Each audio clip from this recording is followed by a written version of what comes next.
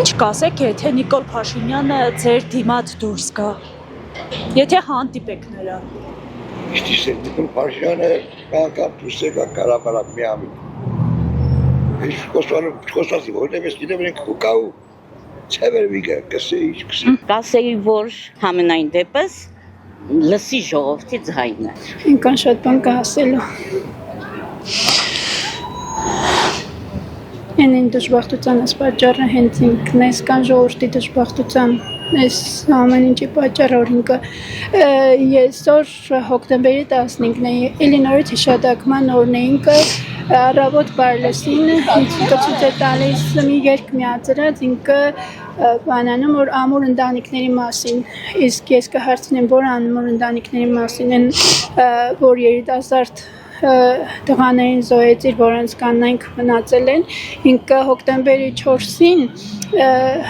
Շուշիի ռմբակոծության օրն էր, որ զոհվեցին ահավոր շատ տղեր, ոստիկաններ, ու ինքը իլուր ամբողջ Հայաստանի ցույց էր տալիս, թե Աննա Հակոբյանն եկել է Չինաստանից եւ խորոված է ուզում, ախր այդ կանայք են իրանց ամուսիններից խորոված ուզում։ Ուղղակի այդ ստորություն է, ոչ գիտեմ ինչ անուն կարելի է տնել, հայոց այդ բաների մեջ բառարաններում չկա, ինչ ծևի իրան ներկայացնել իր այդ կապիկությունը, իր մեմունությունը բախտերս վերեց մենակ ենկանով, որ կուխնուց դուրս եկանք էլ չհասանք էլ նջասենյակները։ Ոչ մի բան չեմ ասի։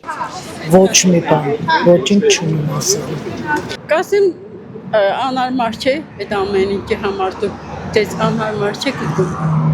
Ինչ կա ձեր խղճում։ Ինչպես եք քնում։ Այդքան բան։ Քսեփ թոշակը ավերցրեք։ Դժգոհ ենք։ Օրինակ մեկը ես դժգոհ եմ։ Եվ թոշակներից, ինչ է ես թոշակ ինչ կստանամ։ Մեզ տարիքով կնիգեմ մի հոգի մեմ պետք է սևին վարվել թոշակառու կնոջ հետ։